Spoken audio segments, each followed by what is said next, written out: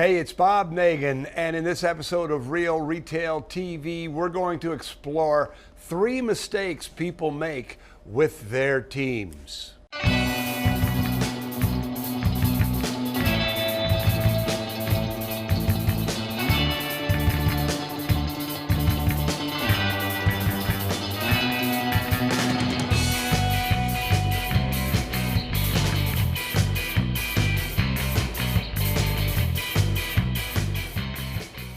So I'm on the set of The Big Leap. The Big Leap is happening this Thursday from 12 to 3.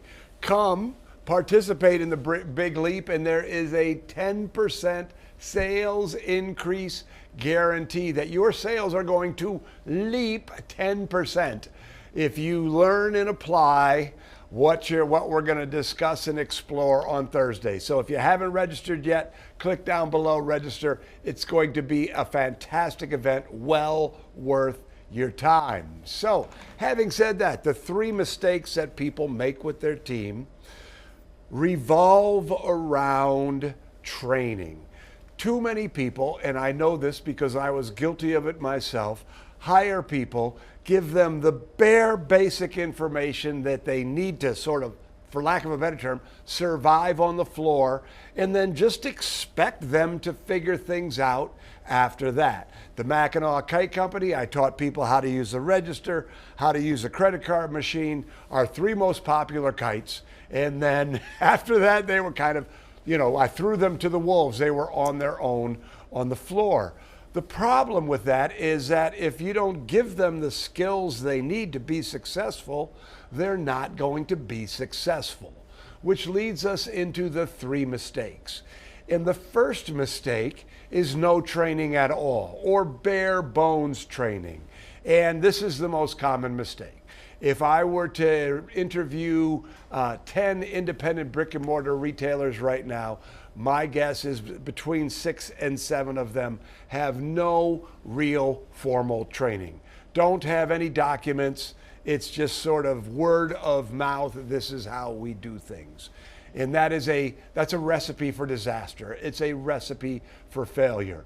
Your team members, those new team members, are not going to feel confident. They're not going to feel comfortable. They're not going to feel empowered. And they're not going to give your customers a great experience, which means you're not going to get the money that you should, nor are those people going to come back as regularly as you would like them. So mistake number 1 is no training at all.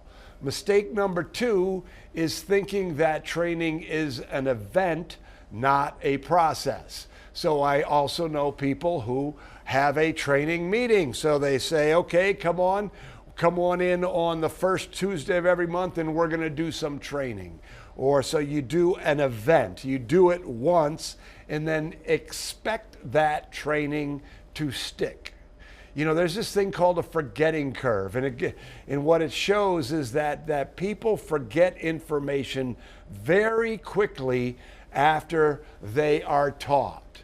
And that if you reinforce what they're taught soon after and then regularly after, instead of the forgetting curve being steep, where people typically forget everything they learned by 90 days, the forgetting curve is shallow, meaning they retain the information so much better. So the point here is don't think that training is an event.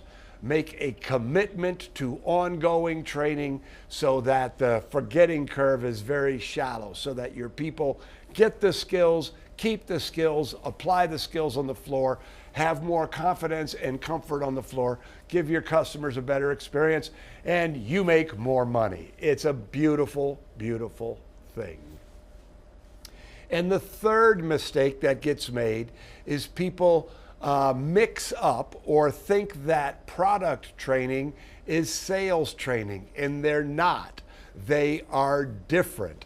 I remember several years ago, I was working at a trade show. It was in the pet industry, and I had a booth. And everybody who came in, it was when we were promoting the Retail Sales Academy, everybody who came in, I said, do you do sales training? And they all said, yes, I do sales training. My vendors give me sales training. And that was my aha moment. That's when I recognized that most people thought that product training was sales training, and it's not. Product training is what you sell. It's the features and the benefits of the goods that you sell. Sales training teaches your people how to sell it.